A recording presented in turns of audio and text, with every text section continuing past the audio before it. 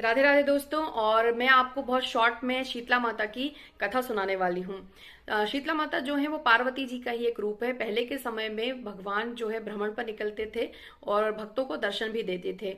और ये भी एक सत्य घटना है। और पार्वती जी शीतला माता का रूप धारण करके धरती पर भ्रमण करने के लिए निकलती हैं और भ्रमण करते हुए एक गांव में पहुंचती हैं। उस गांव में कोई महिला उनके ऊपर गर्म चावल का पानी उनके ऊपर डाल देती है। उससे उनके पूरे शरीर में जो जलन उत्पन्न होती है, गर्मी उत्पन्न होती है, उससे वो बहुत परेशान हो जाती हैं। परेशान होते हुए वो एक कुम्हारिन के आंगन में पहुंचती हैं। वहां वो कुम्हारिन मटके में रखा हुआ ठंडा जल उन माता जी के ऊपर डालती है और माता जी को बहुत उससे शांति शीतलता मिलती है।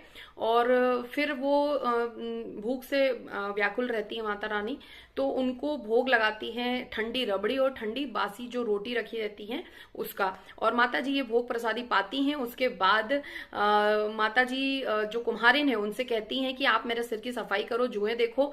और कुम्हारिन जो है वो जुएं देखती है, तो देखते हुए उनके तीसरे नेत्र को देख लेती है।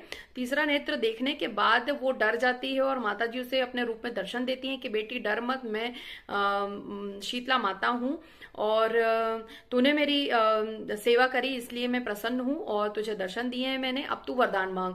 और वरदान स्वरूप में वो उनसे क्षमा प्रार्थी होती है कि मैंने आपको ठंडा बासा भोजन खिलाया, उसके लिए मैं क्षमा प्रार्थी हूँ और मेरे घर में तो दरिद्रता है, आप इसको खत्म कर दीजिए। तो माता रानी के पास सीख की झाड़ू होती है और उस सीख की झाड़ू से वो सूपे में सारा कचरा जो है घर की दरिद्रता के रूप में भर लेती हैं और उसके घर को संपन्न कर देती हैं और उसको वरदान देती हैं।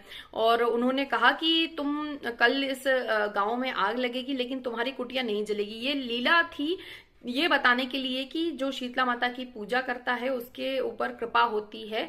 तो अगले दिन गांव में आग लगी और उसका घर नहीं जलता है, उसका घर सुरक्षित रहता है। तो सब में ये खबर फैल जाती है कि सबके घर जल गए लेकिन इसका घर नहीं जला। तो राजा तक ये बात पहुंचती है और राजा जो है वो उस महिला को बुलवाता है, कुम्हारिन को बुलवाता है। और कुम्हारिन जो है वो बताती है कि शीतला माता की कृपा से मेरे कुटिया में आग नहीं लगी और जो भी उनकी व्रत पूजा सेवा करता है और उनको ठंडे प्रसाद का भोग लगाता है उन पर वो कृपा करती हैं।